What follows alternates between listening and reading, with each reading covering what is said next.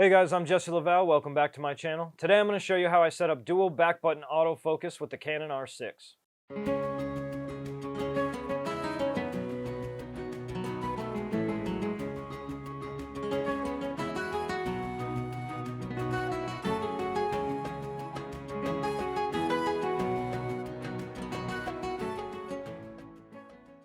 So let's jump right into the menu and I'll show you exactly how I set this up. So the first thing I want you guys to do is go up to autofocus operation, and we're going to make sure that we set that to servo autofocus because our subjects will be moving when we shoot wildlife.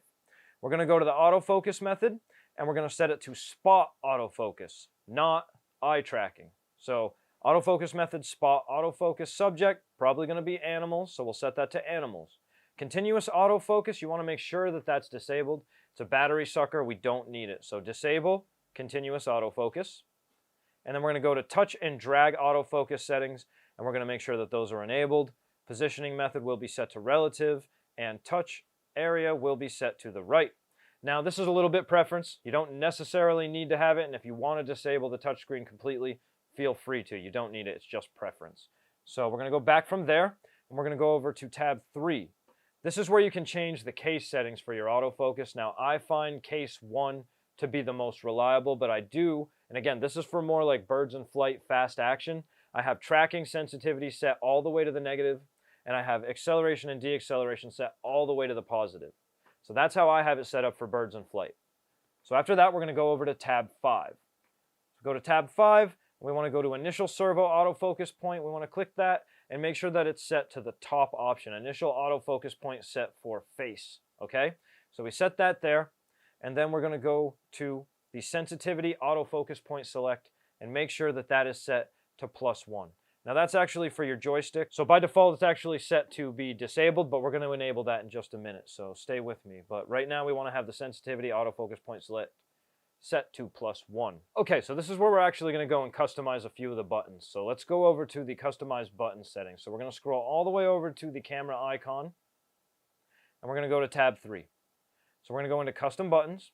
We're going to take the shutter button, and we want to take metering and autofocus start, and we want to get that autofocus start off from the shutter button completely. So we want to actually set it to metering start only. So set the shutter button to metering start only. Then we're going to go to autofocus on, and we're going to go here, and we're going to make sure that this is setting to metering and autofocus start. So now we've essentially made the autofocus on button like your shutter button. So now the autofocus on button is going to target autofocus and metering. Shutter button is going to be only metering. After that, I want you guys to go to the star button, and I want you to set that up for eye detection autofocus. And now, remember, we have it so it's set to animal tracking priority. So when we hit the star button this way, we're now going to be triggering animal eye tracking. And now we have a dual back button autofocus setup that where AF on will trigger the regular spot autofocus, and the star button will trigger the animal eye tracking. And that's going to be a huge, huge benefit. But let's keep going. We got one more thing to do. So we're going to go back, and then we're going to go down all the way. And this is your actual joystick. So we're going to go to the multi-controllers. And like I said, by default, this will be set to off. I want you to go ahead and enable that direct autofocus point select. So go ahead and select that, and now your joystick's going to be on. And now you've made all of the actual custom settings. And what I've done after I've set this all up like this is I save this to custom setting 1. So I save this to my C1 setting. So that way, whenever I want to shoot wildlife, one click away, all these customized settings go right into effect.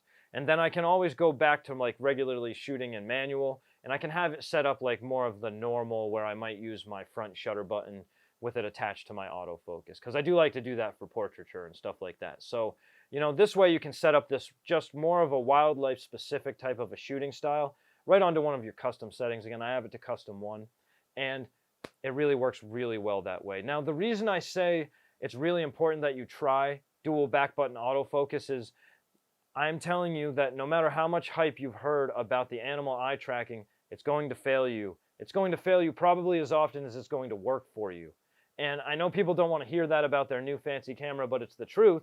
And if you learn that that's the way that things are going to be, and you learn to use dual back button autofocus, because now you have that spot autofocus as a fail-safe when tracking does fail you, It's an awesome, awesome system.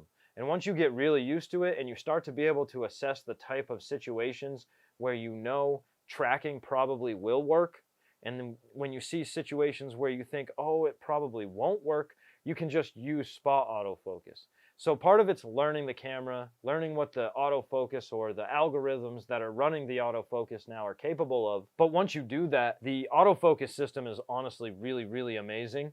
And dual back button autofocus probably made the biggest difference in using my camera, especially when it comes to wildlife photography.